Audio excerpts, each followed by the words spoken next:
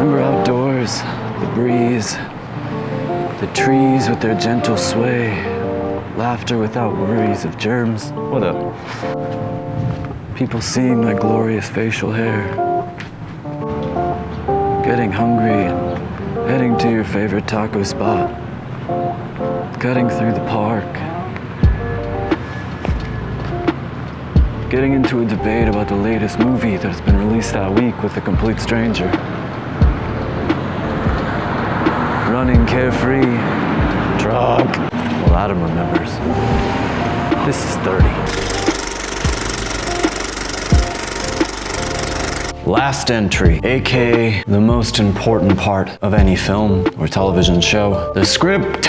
Before we dive in, let's recap everything up to this point. First, I discussed the importance of chaos notes, a free expression of ideas in a blank document all about your story. You label various sections like scene ideas, dialogue ideas or stems, arcs, etc. Eventually, you separate a character sheet from your notes. From there, you will fill in as much detail as you can. In the second part, we discussed timelines. Remember that movie with Paul Walker? Rest in peace. The script before you script, if you play your cards right. The more time you spent there, the less time you spent staring at an empty screen. The less you worry about page counts. I discussed that a timeline, which is essentially taking your character on a journey, choices, consequences, making every scene count, and yada yada yada. Before we move into the script of it all, we're going to talk about organization. Some of these ideas that I've had are 5 to 8 to 10 years old. You must keep your files and ideas organized.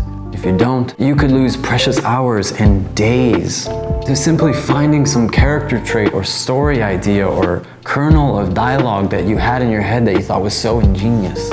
And it will stay on the tip of your tongue until you find it. Keep organized as you go. I cannot stress that enough, especially when projects have been in development for many, many years. If you're going back to a project after a long time, I highly recommend organizing everything first, finding a system you like and sticking to it. During the process, I absorb and collect everything into 4 documents: chaos notes, characters, timeline, and script. Everything else that I made over the years gets moved into a folder called Old Notes, so that if I'm feeling sentimental, I'll give it a whirl. But mostly, when I'm writing, the timeline is all I need. I can't do it. I can't do it. I don't know where to start. What do I do? I'm not gonna be a good writer. What if it's bad? What if it's a bad idea? What if my characters are stupid? What if it comes off contrived? Or people just don't get it? People don't get things. They don't get it.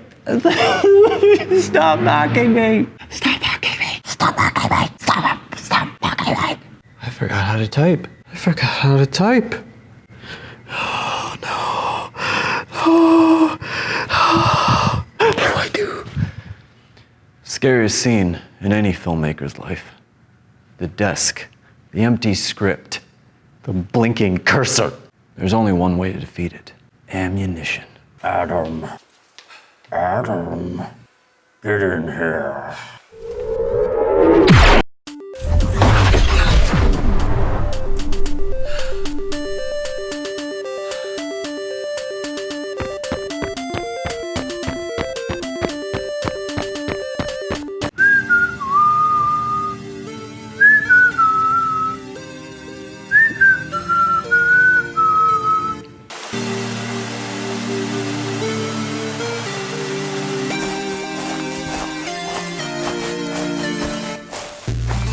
It's Bubba Rich. I'm stuck in this video game.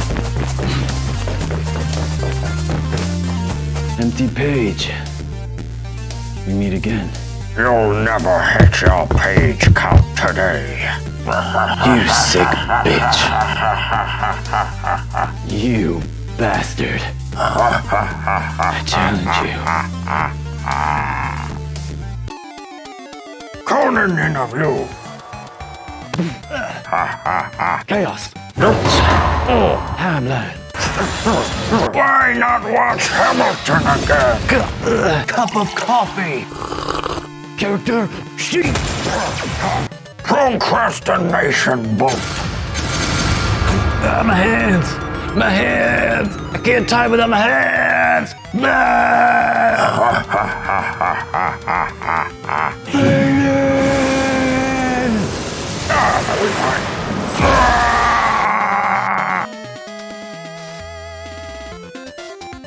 seeing you again real soon, Adam. And I'll beat your sorry ass every time.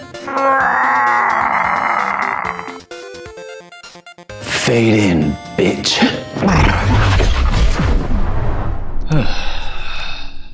My work here is done. Oh, you're still here. All right, let's chat about screenwriting. My philosophy on it is as similar to how I feel about shooting projects. You want to do all your pre-production so you spend as little time on set as possible. The same is true for screenwriting. You want to spend as little time as possible in Final Draft or Highland 2. Why? You want your first draft completed with the quickness, because the real writing comes in during the rewrite stage. Or editing, if we're still letting this project to the filmmaking process. When it comes to writing, I don't really have page counts or word counts in mind per day. I don't force myself to do that because I believe it's an old philosophy. I put a date on the script, a day on my calendar when the script's rough draft needs to be done. Not should be done, or when I want it to be done, when it needs to be done. I usually hold myself to it by telling countless people about the exact date so that we can do a read-through. Usually someone I plan on casting in it because they have a stake in the matter instead of just reading another one of my scripts. God, I hate doing that. With the date in mind, on paper, in my reminders, and told to my friends, I get to work. You have your heavily detailed timeline or light timeline on your second screen or on the same screen next to your script. You begin. Don't think about it. Dive in. When you start telling people, you start blabbing about it, I'm gonna write today, I'm gonna write. Just do it. You're gonna give yourself the yips if you talk about it too much, and it won't happen. Writing should happen. No drum roll or preamble, just put fingers to keys. If you've done it enough, it's a necessity, not a thing to do. That's where practice comes in. You're probably wondering though, what if I have all this stuff, all the pre-production stuff, your chaos notes, the timeline, character sheet, and you still don't want to write? Then don't write. If you don't want to do it, don't do it. There are 1,001 things going on in the world right now, and it weighs heavy on everyone differently. One of my coping mechanisms has been to write. Escaping reality and diving into another, that's my jam. But if you're staring at your script and nothing is coming, then walk away for a spell. Read a book, watch a comfort film, play a video game, listen to a PCast. Read a script, read a bad script. There's just as much to learn from a bad script than a good one. On the flip side, you're humming along and you're making a great time and you just wrote a kick-ass scene. You're on top of the world. And you can tell someone. What do? You tell them. Why not? This is why we do this, right? It brings us joy. I do this all the time. I write a scene, I call somebody up and I gush about it. And in the retelling, I get re-energized by it. And sometimes it even spills out more detail that I just made up on the spot. It's the little things that all combine together, give you the stamina to get through this endeavor. Celebrate your victory, as small as they may be. Because in this game, trust me, nobody else will. A big thing that keeps me completing script after script is the closed room method. I am not leaving this office until I get this part done, or in most cases, until I finish this script. If I have to order a pizza, drink too much coffee, no such thing, hoard snacks, cancel plans, and pull all-nighters, it's what needs to be done. To me, there is no better feeling than finishing a script after a major sprint. That is most definitely what I recommend when you're reaching the end. Barrel through it. Working at a fever pace like that will get you to the finish line. And if you already have the ending written, you're just simply connecting the dots. What I really want to reiterate is the importance of the prep work, the detailed timeline. It's the writing before the writing. If your timeline is detailed, the hard part is done. You're essentially copying off your past self. That's excellent. That's gonna get this script done in a weekend instead of a month. I am flabbergasted when I see people jump into screenwriting and explore for a year until they get a rough draft done. That's not the thing you should spend a year on. Because that year was spent exploring, it was not spent on the next part, which is the most important part, rewriting. And the year was not spent on a deep dive into your characters or the idea itself. A year on a script is a year of putting scenes together. Save your time for prep and for the rewrites. Trust me, you will thank me later. Trademark Drake. 2010. Catching and releasing is the key for productivity and voice with a script. Writing it to your fullest potential and simply releasing it back into the world by sending it out. For example, my first draft was focused on getting the thing done. The mystery and the twists do not have a single ounce of nuance. I'll have to go back and rewrite that in. But that is only gonna come with time. I rush through draft after draft, nothing changes. Is that how you type? This is how I type. I have to move on to another idea, usually completely different, to let that idea breathe. When Stephen King writes a novel, he lets it sit for 6 weeks, then begins rewrites. It's so he feels more detached from the material so that he can do the cutting without inner protest. He feels as though someone else wrote it. Endings. Endings and beginnings are the trickiest part. I personally think beginnings are the hardest for me. How do I start my story?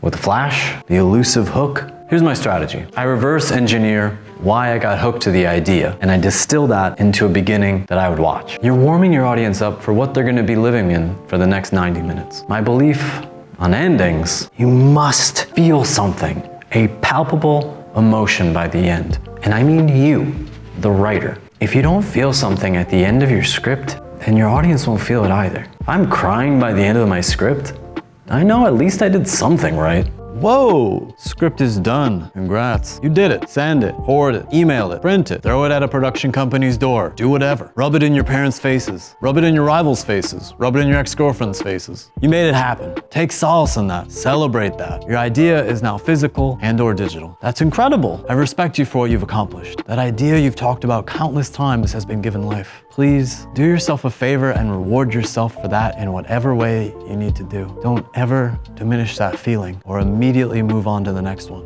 Live in that moment. Anyway, I'm out of here. I've got my 17th script to write. I'm Adam F. Johns, and this is 30.